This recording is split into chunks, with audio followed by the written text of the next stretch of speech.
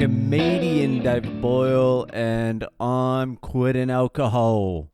So it's now 3 days until I go to the Himalayas. It was meant to be 4, but one of the flights got cancelled, and we had to rebook it to the day before so we could still make the connecting flight.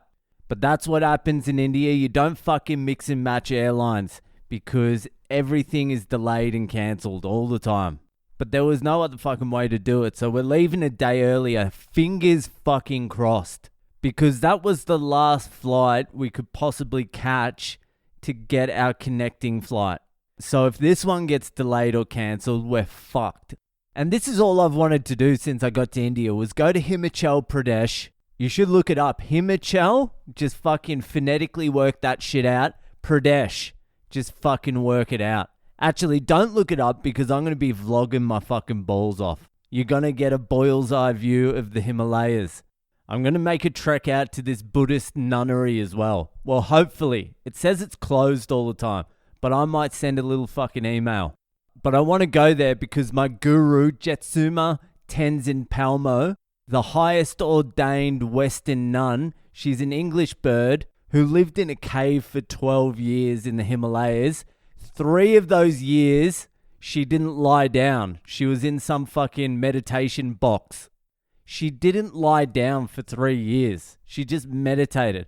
I don't know how that works. Like, she would have so many insights into the mind from being in the cave for 12 years. And the only question I would ask her is, hey, how did you not lie down for 3 years? Like, did you get a sore back and shit? Because I do like 20 minutes of fucking meditation and my back's killing. And if I'm feeling particularly lazy, I'll lie down and meditate, fall asleep, wake up 2 hours later and go, that was a fucking good sesh. That was some good meditation.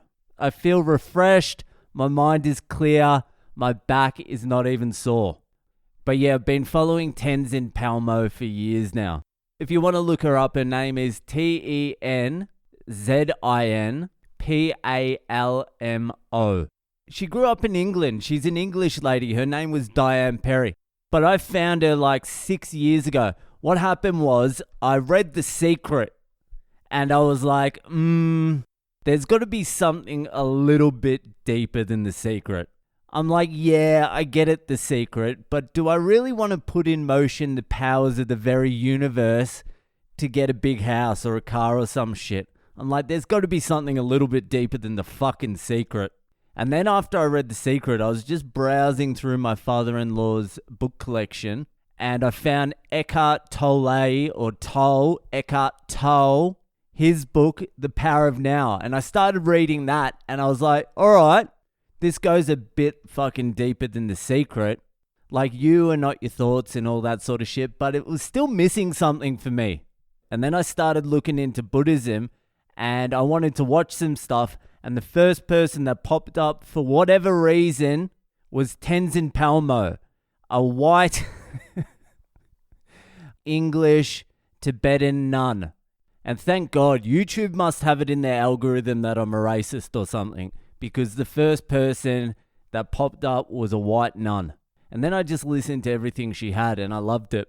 So I would love to go up and see her at her nunnery.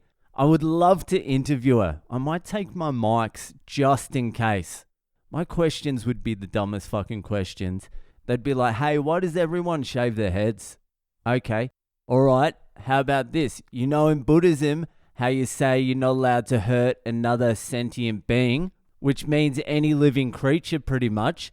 What about mosquitoes? What if I've got one of those mosquitoes that looks like it has malaria and it's biting me? And just like as instinct, almost like self-defense, I slap it and I kill it. Do I still get to be reborn as a human? Tenzin, come back. Yeah, maybe I won't take my mics. So fingers crossed there's no more problems with the flights because I need to get to the Himmies. Anyway, it's Friday, baby, and you know what time it is? It's time for a fucked up Friday. If you would like to send in your own fucking trash bag, degenerate, fucked up story, send it in to my email, which is boylecomedy@gmail.com, or send it into the Patreon, skip the line, help out the podcast. It's £1 a month. You'll be a patron of the arts, like the fucking kings and queens of Europe were to Leonardo fucking da Vinci during the Renaissance. That is exactly the same as what you will be doing if you subscribe to my Patreon. The links are in my social media bios, or just send me a message and I'll send you the link myself.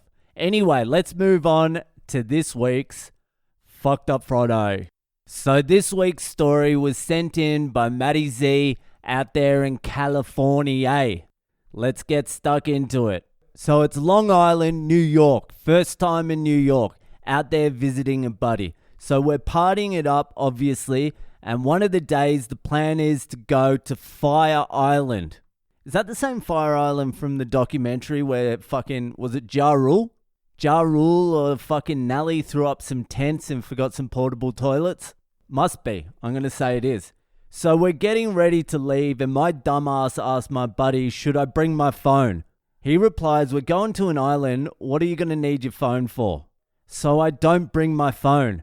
Like, I just don't even know what what the fuck that means. Why are you asking your stupid friend if you should bring your phone? Or was it the house phone? Like you had to take it from the wall or some shit. And your mate's like, no, just leave the house phone here. Where are we going to plug it in at someone else's house? Like, this just doesn't even make sense. And your buddy's like, no, we're going to an island. Why would you need a phone on an island? If we get into trouble, we can just do an SOS with rocks in the sand on the beach. Don't worry about your fucking phone. It makes no fucking sense. Anyway, we get to the harbour in Babylon to catch the ferry over to Fire Island. His cousin is the captain, so he lets us bring on an 18-pack of beers, which I'm pretty sure we smashed by the time we got to the island. So we get there, off the first boat, and into the first bar where my buddy orders us all a round of Long Island iced teas. Fuck. Immediately, we're all in fucking party mode, jumping off pool tables and shit. Hit a couple of other bars, then the last bar we're at is full-on party time on Fire Island. Super fun, everyone's smashed and dancing and shit. I meet this pretty hot chick. I remember she was wearing red. We're dancing, making out, having a great old time. At this point, it's getting pretty late. I guess I wasn't paying attention. So my buddy, who I hadn't seen in a bit, finds me and says, dude, we gotta go. The last ferry left and I just got the last water taxi. I'm like, fuck that, dude. This chick invited us to come party at her beach house with her friends. So his other buddy had to catch a plane in the morning, which they forgot to tell me, and really needed to get home. So they were all really trying to get me onto that boat, but I was fucking determined to party with these chicks at this beach house on Fire Island. Don't fuck with my good time, you know. I'm pretty blackout at this point. So they get on the boat to leave, and I go back to the bar to meet up with the people I just fucking met. So the bar closes, and we start walking to this fucking beach house that's going to be so fun. In my drunken state, I was imagining it's going to be like some 80s summer movie or some shit. So we start walking and walking and walking fucking far. I start kind of sobering up enough to start realizing, wait, I'm on a fucking island with no phone and no money. Oh well, I'll figure it out. At least this 80s beach house party is going to be fucking rad. So finally we get to this fucking house. It's exactly what I imagined. Right on the beach and really nice. We walk in and the chick I met that I was dancing with and kissing goes into the first room she sees with a bed and passes straight the fuck out. Fuck. So I go upstairs and the rest of the group is hanging out in the kitchen, and I swear to fucking God, I get to the top of the stairs and they all just stop and look at me like record scratches and stops like in the movies. Man, I've had that a few times.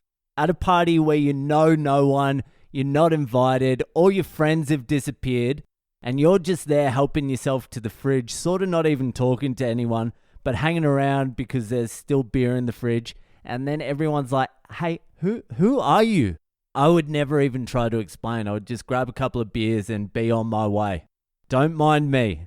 Anyway, back to the story. So I'm like, fuck this whole deal. I'm out of here. Fuck these people. Fuck this island. Fuck this house. I'm bailing. So I go outside and grab a bike. There's no cars on Fire Island. It's just bike and they're laying around everywhere. So I'm riding, trying to find my way back to the dock where the fucking ferry comes in. So at least in the morning, I can try to figure something out. So I'm riding along, trying not to fall off the goddamn path. It's dark as fuck. I can barely see it and I'm still pretty fucking drunk. I see a moving light. It's a guy with a headlamp riding. I'm like, hey bud, can you show me where the main dock is? He's like, yeah man, follow me. Thank God for that dude. So I follow him to the dock, ditch the bike, and I'm just kind of walking around in that area. Then I see a cop just walking around and I go up to him and I say something like, hey man, so I got stranded on the island. I don't have my phone on me and all my money is at my friend's house on the mainland. Can you help me out? I don't even think he said a fucking word to me. He just fucking blatantly ignored me, the fucking prick. So I eventually find where the ferry comes in and I lay down on the closest bench. Passed out and woke up to the big loud boat coming in to drop off the first group of people for the day. My haggard ass gets up and waits for everyone to exit. I see the captain and I'm like, okay, here's my chance. I go up to him and I explain my situation and he's like, yeah man, I remember you. You're my cousin's buddy. Get on, go to the roof seating, go all the way to the back and lay down. Don't let anyone see ya. No fucking problem. So we get to the dock in Babylon. I made it back, but not really. Still no phone, no money, no phone numbers even. I'm fucked. Hungover as fuck, thirst, hungry, all that shit. I'm basically in bum beggar situation at this point. Literally asking people for change. Considering stealing a Snickers. Considering stealing a Snickers. I'm trying to get a taxi cab driver to give me a ride. I had cash at the house. Problem was I had no address.